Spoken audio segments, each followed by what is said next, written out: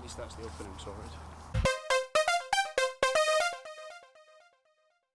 Alright, welcome to Diary of an Angry Scottish Golfer. My name's Craig. Today I am gonna just go over one of the games that I like to do, practicing my yardages, try to get a feel for different distances and stuff. I think it's quite good if you're at a course that doesn't necessarily have a lot of short game practice facilities, like the course I'm a member at Rathel. You can kind of see we have our short game areas, just a small built up green, but it's made out of rough, bunker and just a kind of distances. So what I've done is I've laid out a 15-foot hitting target area with cones, and then I've gone out to the first distance is 30 yards, and I've gone out in 3-yard increments until I reach the end of the range, which is about 65 yards. I usually know exactly, but my laser isn't working and it's quite early morning here. My laser's not working in the mist, so I'm kind of just guesstimating. It's probably about 65 yards, 60 yards to finish. So what I'll do first of all is I'll go out to each cone with 2 balls and I'll try and hit those into that practice area. On that round I will be just concentrating on technique and try to get an idea for the feel, but I'm not too bothered if it goes in or it doesn't go in.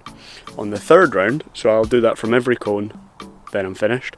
I'll then put 1 ball at each cone and I'll try and get as many as I can in the hitting area with a target of 80%. So there are 12 cones, so that would be 9, I hope.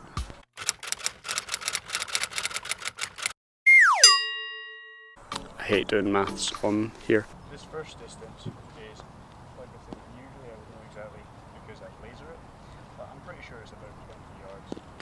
My bad technique with my pitches is I'll tend to get a bit steep and come over the top of it, so I'm trying to focus on not doing that basically. Hi Graham. I'm focusing a bit. Yeah, I think I maybe just missed the first 2 of those, so but I always get a little bit nervous on camera, so that's fine.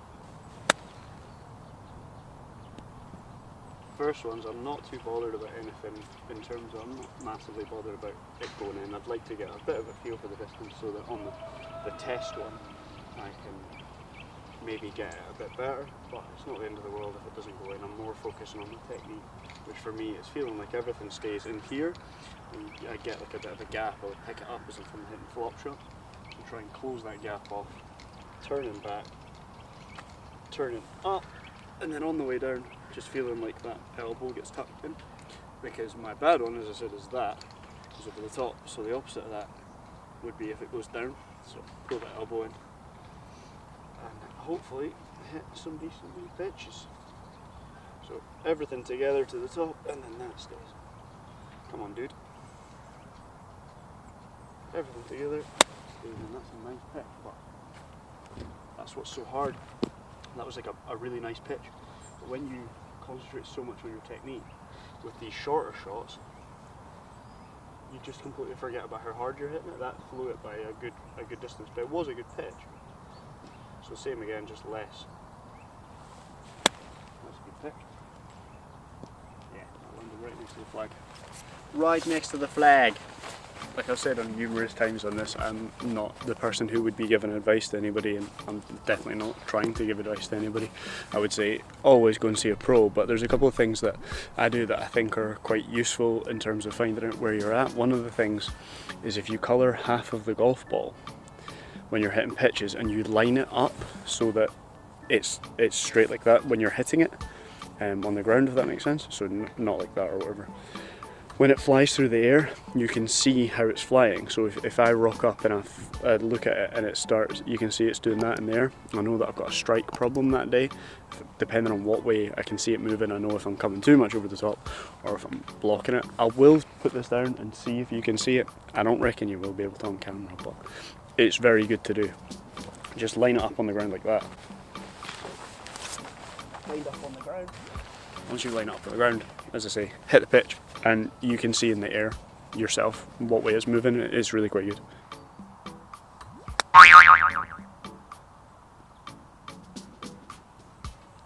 Yeah, so I've finished doing my practice ones. What I'm going to do next is the assessment ones. So I have got 1, 2, 3, 4, 5, 6, 7, 8, 9, 10, 11, 12. 12 golf balls. I'm going to try and get 80% in and try and land 9 in. I'll just be honest with you. I'll film it, but I'll be honest, I promise. I got 12, of course.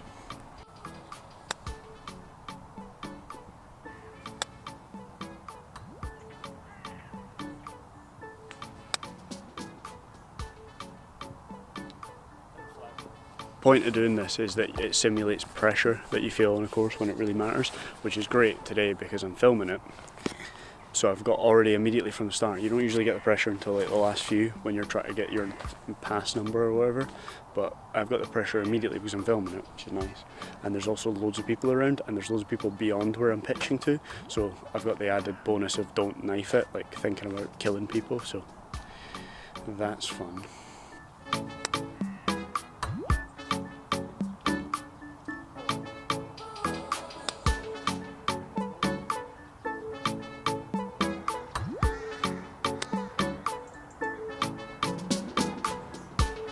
It's hard when there's a lady just hitting balls in the net there.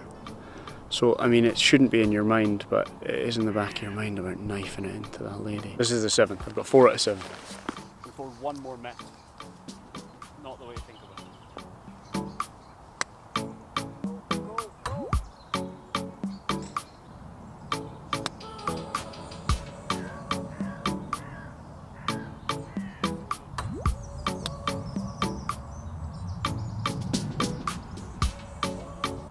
I don't know if you can hear that. It's like a wah, wah, wah, wah, wah, wah, wah, wah.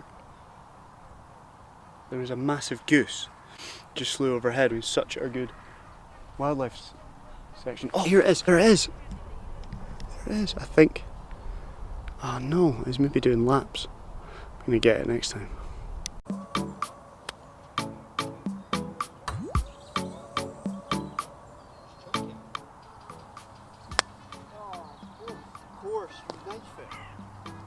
Oh my sweet God. Really good thing that lady moved, or I would have just killed her.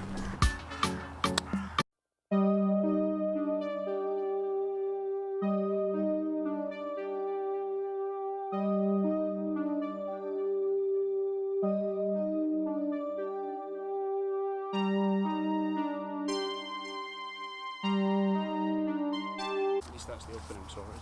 So angry that I've just made a complete mess of that. I've done it 3 times. I've done it.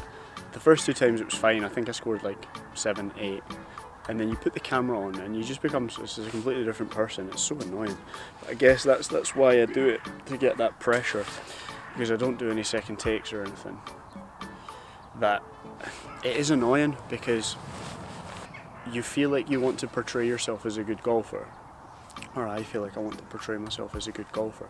And I feel like on this it doesn't really come through, because the shots and stuff that it does in that regard it's good because it emulates medal nerves or competition nerves. Right, so why am I really annoyed? Because it looks like I'm a really crap golfer when I'm not. Doesn't matter. Take from that it doesn't matter what other people think. Right, and then on that bombshell, thank you very much for watching, I appreciate it. If you want to subscribe, then hit the subscribe button. It's free.